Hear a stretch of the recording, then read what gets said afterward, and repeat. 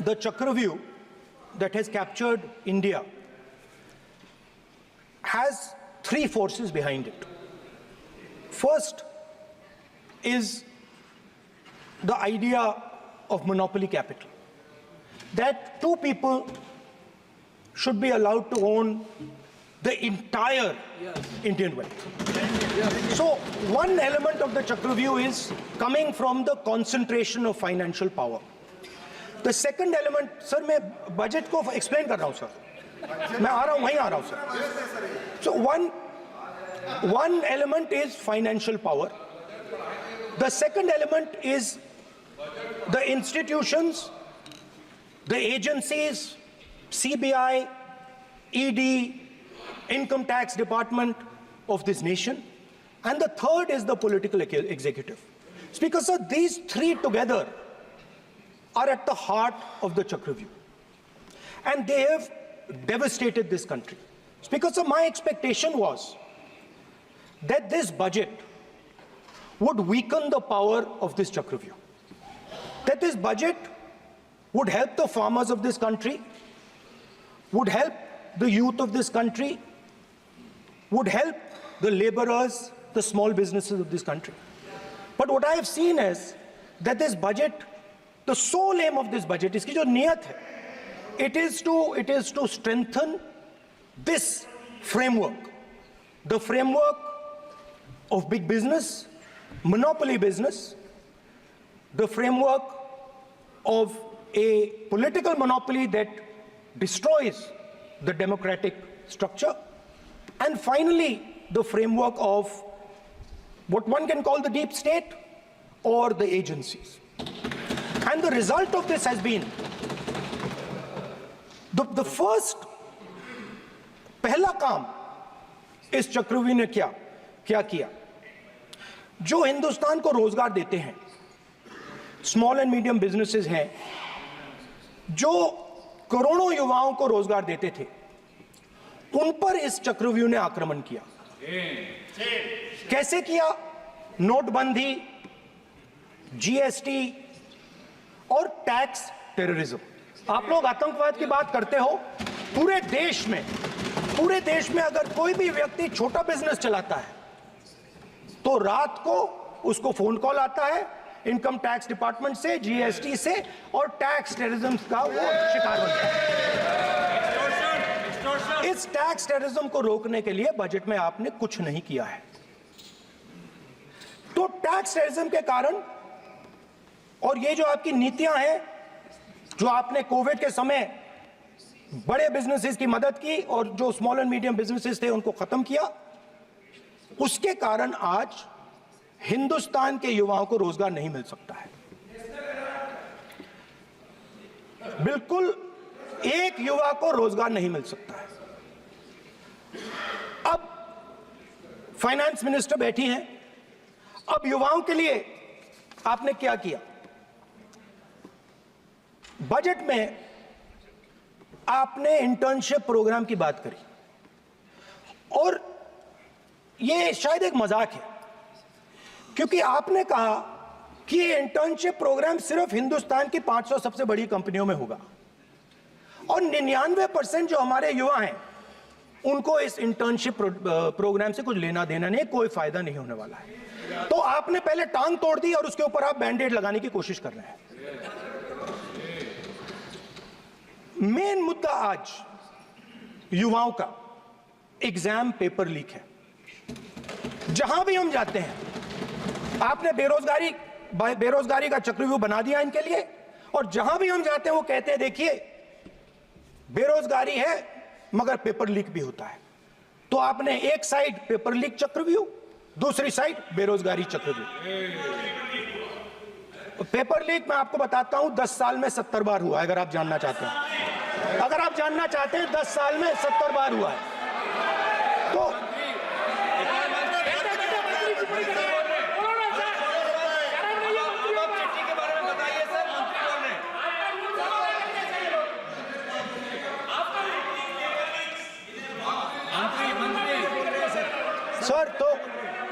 Sir तो paper leak के बारे में फाइनेंस मिनिस्टर ने बजट में एक शब्द नहीं कहा है। युवाओं के लिए पेपर लीक सबसे जरूरी मुद्दा है, उन्होंने एक शब्द नहीं कहा है पेपर लीक के बारे में। एक बार उन्होंने पेपर लीक नहीं कहा, और उल्टा जो एजुकेशन बजट में पैसा देना चाहिए था वो आपने 20 साल में सबसे कम पैसा दिया है। 2.5% of budget is gone to education. Sir दूसरी तरफ आपने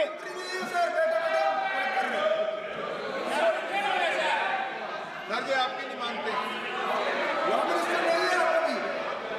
सर, ये रनिंग कमेंट्री कर रहे हैं सर। दूसरी तरफ पहली बार सेना के जवानों को आपने अग्निवीर के चक्रव्यूह में फंसाया। सही बात।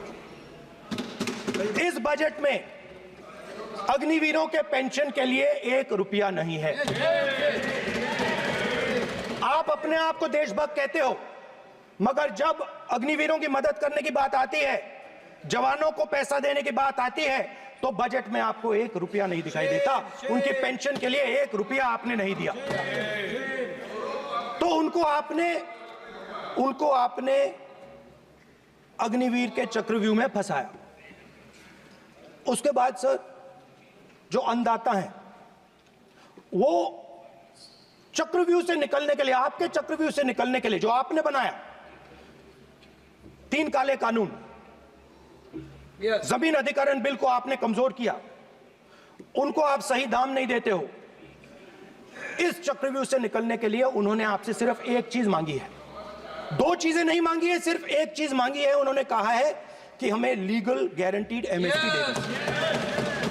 आपने उनको बॉर्डर पे बंद कर दिया, रोक दिया, आज तक रोड बंद है। आप उनसे बात करने को तैयार नहीं है। वो यहां आए, मुझसे मिलने आए, आप उनको अंदर नहीं आने दे रहे थे।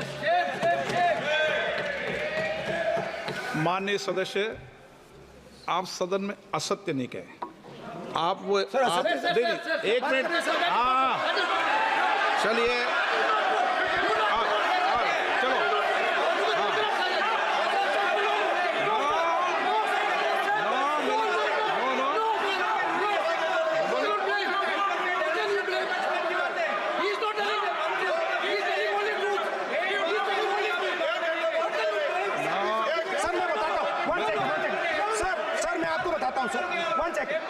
सर मैं आपको फैक्ट बताता हूं सर, जो मुझे एक सेकंड। हाँ बता। मैं आपको फैक्ट बताता हूं, फिर आप मुझे करेक्ट कर दीजिए। स्पीकर सर, फार्मर्स का डेलीगेशन नहीं सर, मैं आपको फैक्ट बताता हूं। पर आपके माननीय सदस्यों को कह दें वो सदन पर आरोप नहीं लगा है। रिपोर्ट से बोलता हूं मैं, बिना रिपोर्ट के नहीं बोलता हूं। हाँ बोलिए, उनको बोलने दीजिए, आप बोलने दीजिए उनको। बोले, वो बोले, बताएं, मैं बताऊंगा। Speaker sir 1 second. Speaker sir मैं आपको बताता हूं जो मुझे मालूम है। स्पीकर सर मैं आपको बताता हूं। बैठिए। स्पीकर सर हुआ क्या, वहां पे सर मुझसे मिलने एक फार्मर का डेलीगेशन आया। मुझे बताया गया कि फार्मर के डेलीगेशन को अंदर नहीं आने देंगे। मैं उनसे मिलने जब गया तब उनको अंदर आने के दिया गया था। सर ये फैक्ट है सर। अब पता नहीं कोई मिसकम्युनिकेशन हुआ, वो अलग बात है, बट फैक्ट ये है कि जब मैं मीडिया के साथ वहां गया तब दरवाजे पार्लियामेंट के, संसद के उनके लिए खुले, उससे पहले वो बंद थे। ठीक है। और ये आप उनसे भी पूछ लीजिए sir. Please no, please 1 minute please. आपने विषय उठाया इसलिए मैं बोल रहा हूं। ऐसे तो सदन की व्यवस्थाओं पर सवाल नहीं उठाना चाहिए। किसको आने दें, 1 मिनट प्लीज बैठिए। किसको आने दें, किसको अलाउ नहीं करने दें, ये स्पीकर का जुडिक्शन होता है। नंबर 1, जब ये सूचना आई आप मिले, उनसे अंदर मिले, लेकिन उसमें एक सदन की मर्यादा का उल्लंघन हुआ कि कभी भी सदन में माननीय सदस्य के अलावा दूसरा कोई व्यक्ति बाइट नहीं दे सकता। और आपकी मौजूदगी में बाइट दी, ये क्लियर करना चाहता हूँ। सर ये टेक्निकलिटी है सर, ये मुझे मालूम नहीं था। कोई बात नहीं। बट सर प्लीज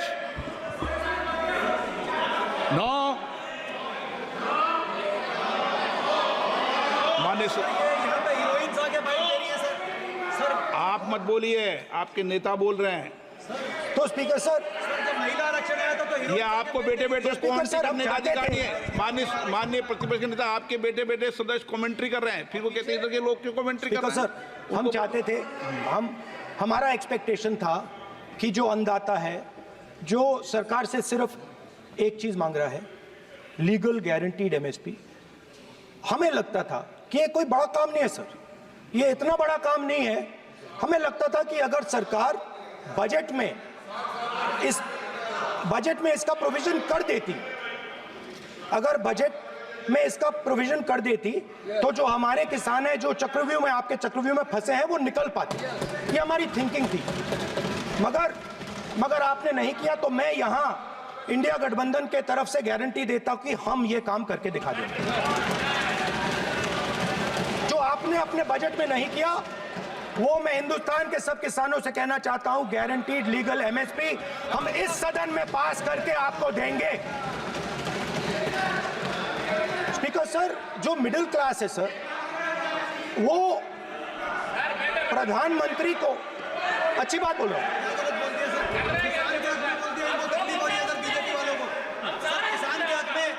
अगर नेताजी पक्ष बोल रहे हैं तो आप बैठे बैठे टिप्पणी आप मत करो, आप करोगे तो वो भी करेंगे। आप मत करो, मैं सब साइलेंट करो प्लीज। फिर टिप्पणी कर रहे हो आप, प्लीज। माननीय सर मिडिल क्लास जो है, वो शायद इस बजट से पहले प्रधानमंत्री को सपोर्ट करता था। जब प्रधानमंत्री ने कोविड के समय उनसे थाली बजवाई थी, तो उन्होंने दबाकर थाली बजाई, धड़ धड़ धड़ धड़ धड़, थाली बजा बजाई। हमें अजीब लगा, मगर प्रधानमंत्री ने मिडिल क्लास को ऑर्डर दिया, तो मिडिल क्लास ने थाली बजाई। उसके बाद प्रधानमंत्री ने उसी मिडिल क्लास से कहा, मोबाइल फोन की लाइट जलाओ, और मोबाइल फोन की लाइट जली।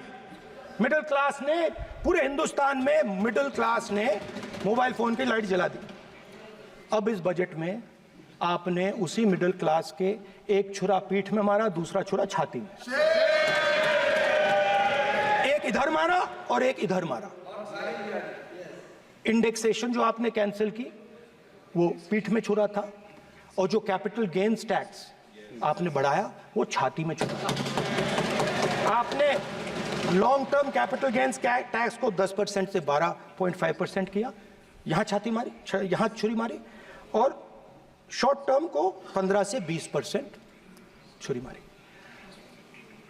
दुख की बात है, मगर इसमें एक इंडिया गठबंधन के लिए एक हिडन बेनिफिट है।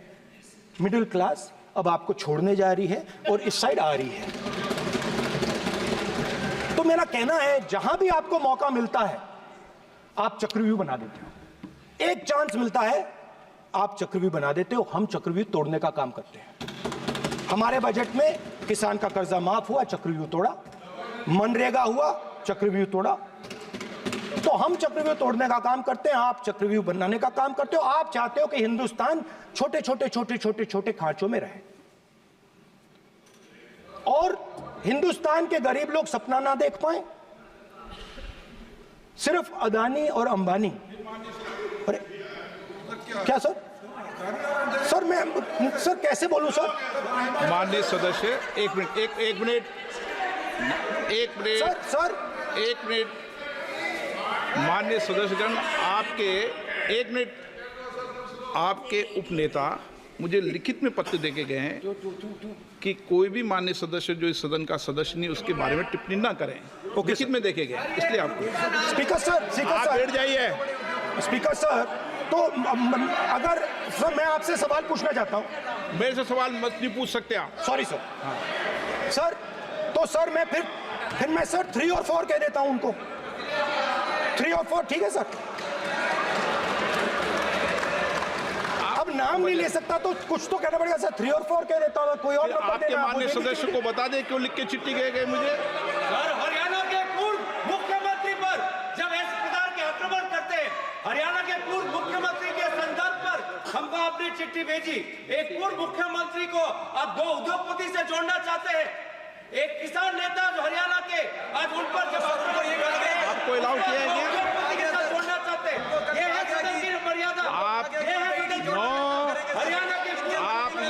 मुझे लिख के गए हैं, उसकी मर्यादा का ये आपको बोलने नहीं दे रहे, ये आपको बोलने दे रहे। आपसे मेरी ये अपेक्षा है आपसे, आप सदन, एक मिनट प्लीज, आप सदन के नेता, सदन के आप प्रतिपक्ष के नेता हैं, ये सदन की अपेक्षा रहती है कि हम सदन का डेकोरम, डिसिप्लिन और उसको बढ़ा के रखें। स्पीकर सर, इसलिए आप जो विषय रखें वो नियम प्रक्रिया में रखें। स्पीकर सर मगर मैं ये कैसे कहूं, इन लोगों के इनका इंडिकेशन कैसे दूं मैं सर? आप मुझे बता दीजिए सर, कोई दूसरा तरीका हो सर, नाम नहीं लेने हो तो कोई और तरीका दे दीजिए सर। अच्छा एक मिनट, आप ज्ञान मत बांटो उनको, वो ज्ञानी है। सर A1 A2 चलेगा सर, A1 A2। माननीय प्रतिपक्ष के नेता, मैं आपसे फिर अपेक्षा कर रहा हूं कि आप कम से कम नियम प्रक्रियाओं की पालना करेंगे। सदन में आप अब प्रतिपक्ष के नेता हैं, ये अपेक्षा। Sir how Whenever PM is speaking, Home Minister speaking, you are not telling this. You are only advising LOP, sir. How can it be? How can it be, sir? How can it be? आप पूरे होना चाहिए, sir. आप पूरे होना चाहिए. आप पूरे होना चाहिए, sir. तोड़ो उसके आगे पीछे वाला। स्पीकर सर, मैं तो सबसे ये अपेक्षा, आप बैठ जाइए। आप किसने कहा? प्लीज बैठिए। पॉइंट ऑफ ऑर्डर जानते हो? पॉइंट ऑफ ऑर्डर क्या होता है? प्लीज बैठो। तुम्हारे नेता बोल रहे हैं point of order, please. Speaker sir, एक मिनट प्लीज, बैठिए। एक स्पीकर सर, सर ये जो लोग, ये दो लोग हैं सर, ये हिंदुस्तान के इंफ्रास्ट्रक्चर को, बिजनेस को कंट्रोल करते हैं सर। इनके पास एयरपोर्ट है, टेलीकॉम का सिस्टम है, अब पोर्ट्स हैं, अब रेलवेज में जा रहे हैं। सर हमें इतना बड़ा कॉन्ट्रैक्ट है, वो भी बोल दो सर। इनके पास राजस्थान वाला भी बोलो। सर इनके पास हिंदुस्तान का पूरा धन का मोनोपोली है सर।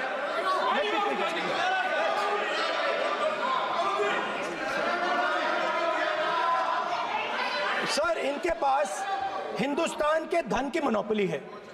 तो सर मैं समझ नहीं पा रहा हूं इनके बारे में मैं इंडिकेट कैसे करूं? इनके बारे में बोलना तो पड़ेगा sir.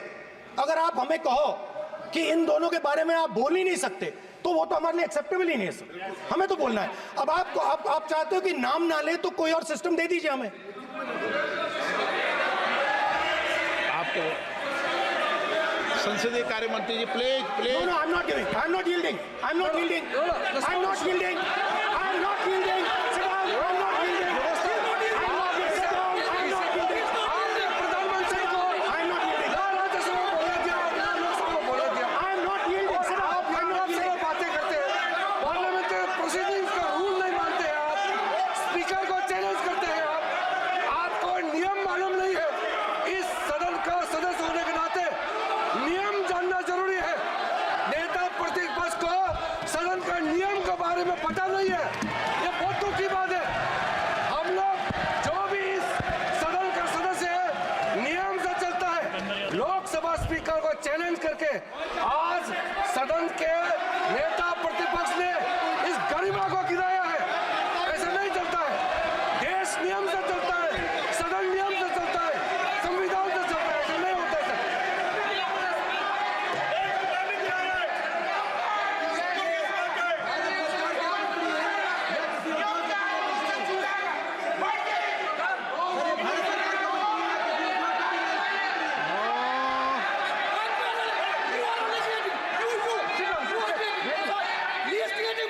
You're ruining my please देखो, माननीय प्रतिपक्ष के नेता, आपके सदस्य आपको नहीं बोलने देना चाहते। स्पीकर सर, डिस्टर्बेंस वो कर रहे हैं। सर आई अंडरस्टैंड बैठ सर। के टिप्पणी कर रहे हैं। सर, मैं समझता एक हूं। मिनट, वो बैठ कर टिप्पणी कर रहे हैं, कोई सदस्य खड़ा है, यही आपको डिस्टर्बेंस कर रहे हैं सबसे ज्यादा। Speaker sir, Rahul Gandhi ji, please, आपको नहीं बोलना है, please Rahul Gandhi speaker sir, मैं बात समझता हूँ। प्लीज, एक मिनट प्लीज। स्पीकर सर, मैं समझता हूँ मंत्री जी को अदानी जी और A1 एंड A2 की रक्षा करनी है, मैं समझता हूँ, नो प्रॉब्लम। वो सर ऊपर से ऑर्डर आया है सर, ऊपर से ऑर्डर आया है सर, मैं समझता हूँ, मैं इस पर कोई टिप्पणी नहीं करूंगा। Sir he is permitted. Sir, he is permitted to defend them, sir. It is a democracy, sir. He can defend them. We allow him to defend them, ऐसा sir. होता है क्या? A1 and A2, sir. Please, आपके Happily, सदस्य sir. मान्य आपके सदस्य आज बैठे बैठे बहुत टिप्पणी कर रहे हैं और उठ रहे हैं। सबसे ज्यादा आप उठ रहे हैं, सबसे ज्यादा टिप्पणी आप कर रहे हैं। कोई नियोजित तरीके से आए हैं क्या आप? नो, मानिए। So we are happy, sir. If the minister is protecting A1 and A2, sir, it helps us only, sir. No problem. We like it, sir. Please do it again, sir. Please do it again. Sir, I give you the space. मैं तो एक व्यवस्था का बात करना था, फिर शुरू हो गया। संसदीय कार्य मंत्री जी, व्यवस्था तहत मैं सिर्फ जो परिस्थिति बने उसमें कहने के लिए मैं खड़ा हुआ। उन्होंने बोला मैं यील्ड नहीं किया। ये नियम होता है, अगर समय हम मांगते हैं तो यील्ड करना, एक मिनट, वो यील्ड करना एक परंपरा है। No, there's no parampara. You don't नहीं करेंगे yield. The Prime Minister does not yield. मैंने व्यवस्था तहत sir, Prime Minister should yield, right? उन्होंने तो Speaker, sir. व्यवस्था का प्रश्न Speaker, उठाया। sir. एक राहुल जी, एक मिनट, Speaker, sir. एक मिनट, Speaker, sir. मैं स्पीकर का परमिशन से खड़ा हुआ था। बिल्कुल सही बोला। आपने कहा मैं ये मैंने नहीं कर yield रहा नहीं किया। मैंने जबरदस्ती नहीं बोला। आप बोल रहे हो। मैं स्पीकर साहब से परमिशन लिया। आप बोल रहे हो, स्पीकर सर। साहब ने आप मेरा नाम लिया। जबरदस्ती बोल रहे हो। आपने यील्ड नहीं किया, तभी मुझे लगा कि मुझे कहना चाहिए कि आप प्रधानमंत्री जी को पूरा भाषण तक आपने डिस्टर्ब किया, बोलने नहीं दिया। आज हम आपको यील्ड मांग रहे हैं, 10 सेकंड टाइम आप बोल रहे हैं कि हम यील्ड नहीं करेंगे। ये कौन सा परंपरा है? मैं जबरदस्ती नहीं बोल रहा हूँ, मैं तो नियम के तहत बोल रहा हूँ और स्पीकर का परमिशन से खड़ा हुआ हूँ। ये एक परंपरा होता है, एक दूसरे का इज्जत देना होता है, इतना तो कर्टसी होना होता है। Rahul ji, Sir, I will respond to that, sir. Sir, if when we raise our hand and ask for the Prime Minister and the ministers to yield, they yield, we will yield every time. Yes. The moment you yield, I guarantee you we will yield. In fact, I am ready, Speaker, sir. I am ready.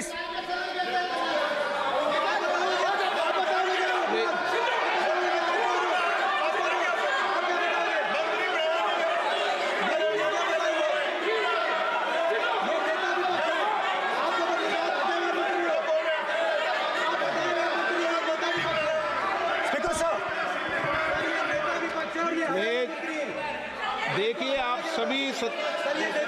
सभी लोग आप प्रतिपक्ष के नेता को disturbance कर रहे हैं और मैं आपको बार आप डिस्टर्बेंस कर रहे हैं और वेणुगोपाल जी सब जगह डिस्टर्बेंस कर रहे हैं। आप नोट कर लीजिए, ये योजना से देश में, स्पीकर सर, देश में अब ये कौन कर रहा है? तकरीबन 73% दलित, आदिवासी और पिछड़े वर्ग के लोग हैं और ये हिंदुस्तान की मेन शक्ति है, स्ट्रेंथ है। और सच्चाई है कि इनको कहीं भी जगह नहीं मिलती है। इनको बिजनेस में जगह नहीं मिलती है, इनको कॉर्पोरेट इंडिया में जगह नहीं मिलती है, इनको सरकारों में जगह नहीं मिलती है। प्लीज, ये देखिए सर, ये फोटो देखिए। एक मिनट प्रतिपक्ष, एक मिनट।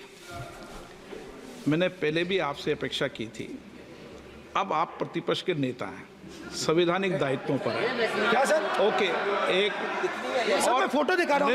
एक फोटो दिखा रहा हूँ एक सर। मिनट, आपने टीवी ऑफ कर दिया सर। नो टीवी कोई ऑफ नहीं है। वो देखिए सर, ऑफ हो गया मेरा फोटो दिखा, कोई नहीं ऑफ था। सर। ऑफ है सर। नो सर दिखाइए सर, एक ऑफ है सर।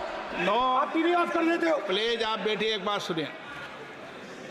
ओके सर, नहीं आप Apologize, sir. नहीं नो अपोलाइज, मैं आपको अपोलाइज के लिए नहीं कह रहा। आप प्रतिपक्ष के नेता है तो मेरी ये अपेक्षा रहती है कि सर ये देखिए सर, बंद होगी। आप सदन की मर्यादा को रखें। सर जब भी मैं उसको हटाना चाहता हूं मुझे ये करना है सर। वो देखो आगे।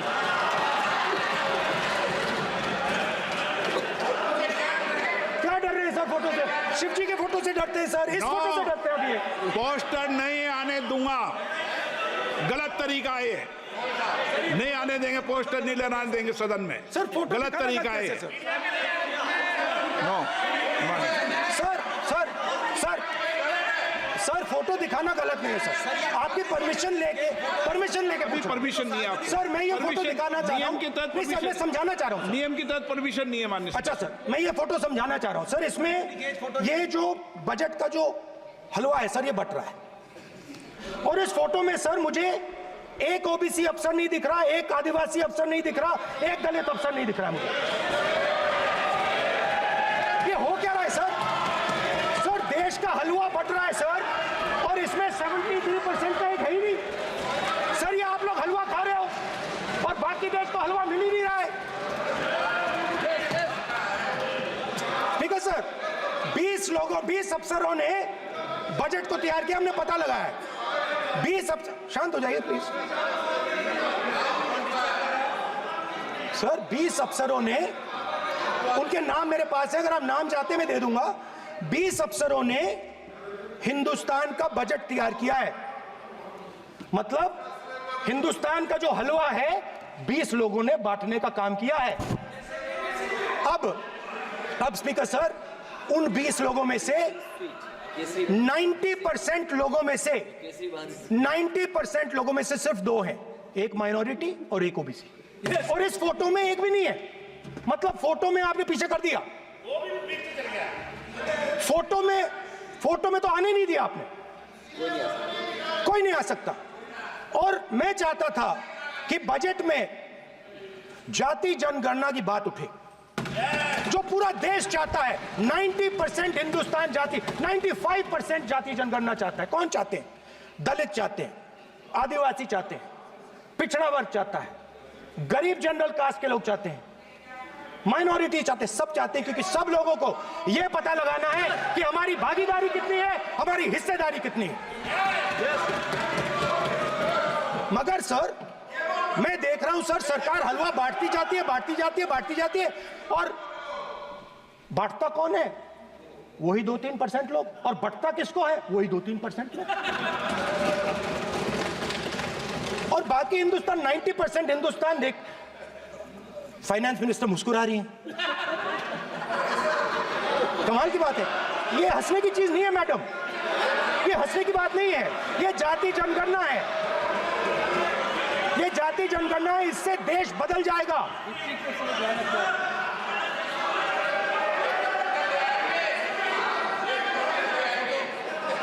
सर आपको सर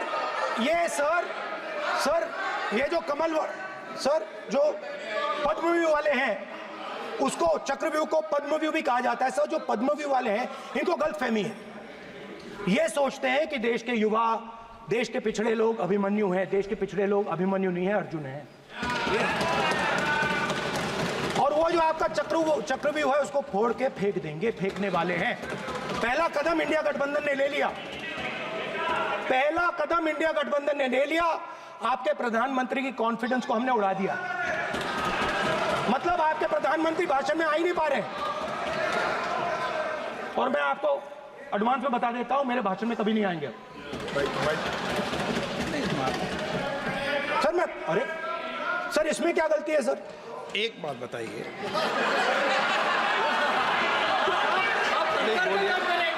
सर तो जो पद्मव्यूह वाले लोग हैं सर, जो कमल फॉर्मेशन वाले लोग हैं, उनको हिंदुस्तान का नेचर नहीं समझ आया।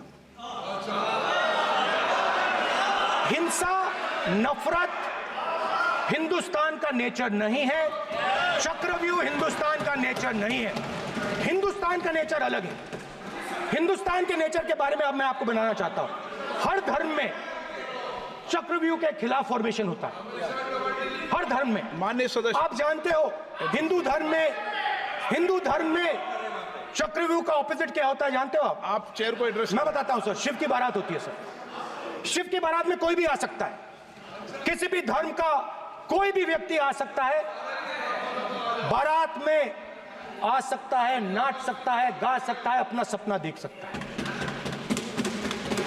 सर, गुरु नानक जी, सिखों की बात करी जाए तो सेवा करने से किसी को नहीं रोका जा सकता है, लंगर से किसी को बाहर नहीं फेंका जा सकता है। सर, इस्लाम में कोई भी मस्जिद में आ सकता है, चर्च में कोई भी घुस सकता है, संघा में कोई भी आ सकता है सर, मगर इनके चक्रव्यूह में सिर्फ 6 लोग हैं सर। तो ये लड़ाई शिव की बारात और चक्रव्यूह के बीच में है। हम चक्रव्यूह तोड़ते हैं, हम चक्रव्यूह तोड़ने का काम करते हैं। मनरेगा, हरी क्रांति, आजादी, कॉन्स्टिट्यूशन, ये चक्रव्यूह को तोड़ने के काम है। इससे देश में खुशी आती है, डर मिटता है, कॉन्फिडेंस आती है। आप पद्मव्यूह चक्रव्यूह बनाने का काम करते हो। चक्रव्यूह शिव की बारात को हरा ही नहीं सकता है। आप अपने इतिहास को देखिए। आप अपने आप को हिंदू कहते हो, आप हिंदू कहते हो, आप हिंदू धर्म को समझते नहीं हो।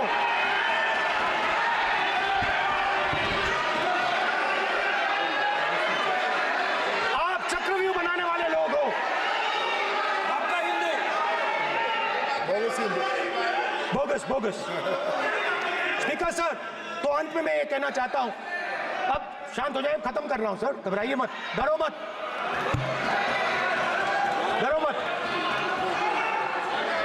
स्पीकर सर,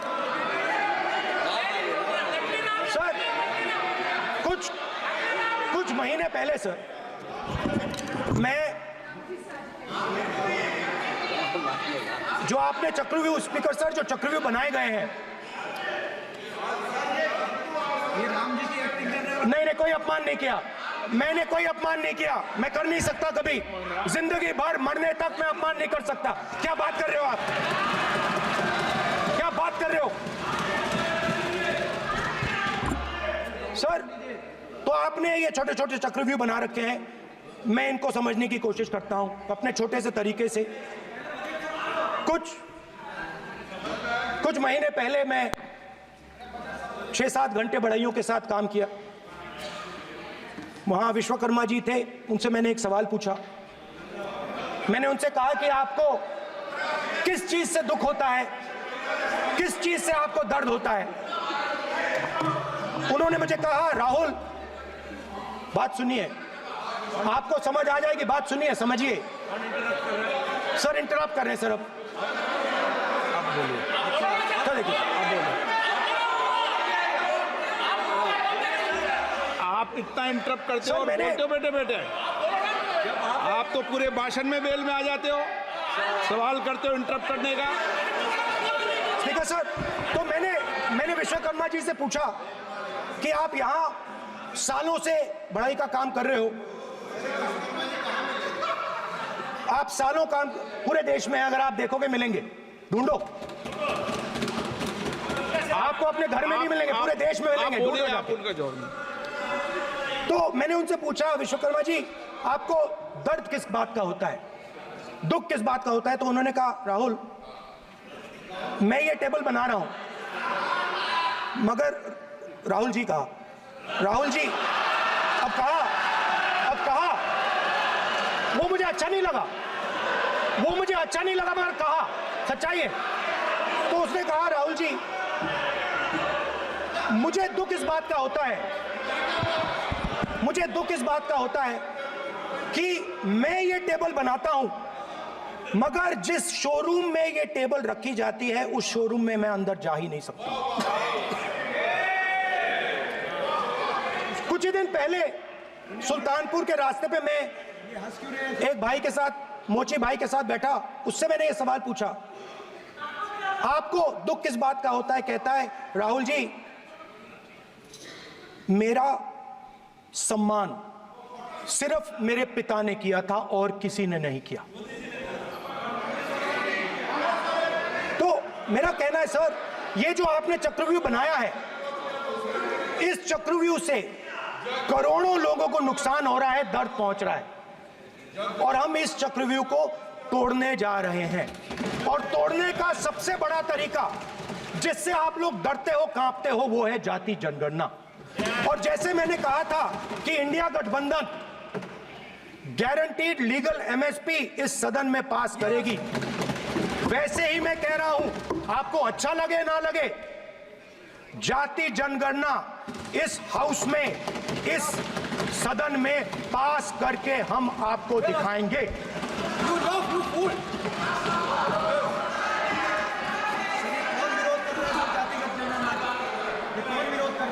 क्यों बैठे बैठे टिप्पणी कर रहे हो आप? क्यों बैठे बैठे टिप्पणी कर रहे हो? फिर वो टिप्पणी करेंगे।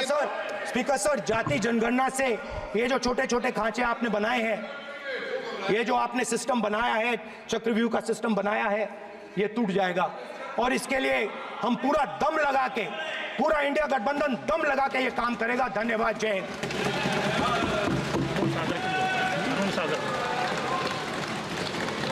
राजनाथ सिंह जी। अध्यक्ष महोदय, नेता प्रतिपक्ष ने बजट के संबंधित जो भी भ्रांतियां पैदा की हैं, जब बजट से संबंधित जवाब देने के लिए वित्त मंत्री जी खड़ी होंगी तो उन भ्रांतियों को लेकर जो भी क्लैरिफिकेशन देना है, जो कुछ भी देश को संदेश देना है, वो अपनी तरफ से संदेश देंगी। क्योंकि मैं मानता हूं कि कई भ्रांतियां बजट को लेकर पैदा की गई हैं, लेकिन देश की सीमा की सुरक्षा जिन बहादुर जवानों के हाथों में रहती है, सेना के जवानों में, यह इतना संवेदनशील मुद्दा है इस देश की सुरक्षा का। और सेना से जुड़े हमारे अग्निवीर के जवानों को लेकर जो देशवासियों को गुमराह करने की कोशिश की जा रही है, उस संबंध में मैं कहना चाहता हूं अध्यक्ष महोदय, जब भी आपका आदेश होगा इस सदन के समक्ष मैं पूरी तरह से अपना अग्निवीरों को लेकर स्टेटमेंट देने को तैयार हूं। विष्णुदत्त शर्मा। हाँ, क्या आपने अपनी बात खत्म कर दी ना? सर जवाब देना सर। आपने कहा सर जवाब देना। आपने कहा उन्होंने कुछ नहीं बोला, उन्होंने आपके शब्दों को बोला कि सर, एक मिनट, मेरा नाम लिया सर। हाँ, तो मैं बोलने दूंगा आपको। इंडिकेट किया सर। एक मिनट। अग्निवीर पे विषय पर उन्होंने कहा कि मैं सारे विषय पर चर्चा करने को तैयार हूं, ये काम। सर, डिफेंस मिनिस्टर ने कहा कि मैंने अग्निवीर की बात उठाई। सर, पहले भी डिफेंस मिनिस्टर ने कहा था कि शहीद अग्निवीर परिवारों को कॉम्पनसेशन दिया गया है, और उन्होंने कहा, हाउस में कहा कि 1 करोड़ रुपया कॉम्पनसेशन दिया गया है, मगर सर वो गलत था। सर, उस शहीद परिवार को इंश्योरेंस दिया गया था, कॉम्पनसेशन नहीं दिया गया था। सर मैं ये कहना चाहता हूं, सर ये सच है सर। और सर, भाषण के एकदम बाद सर कॉम्पनसेशन गया था सर। सर ये सच्चाई है सर, इसको कोई नकार नहीं सकता, ये सच्चाई है सर।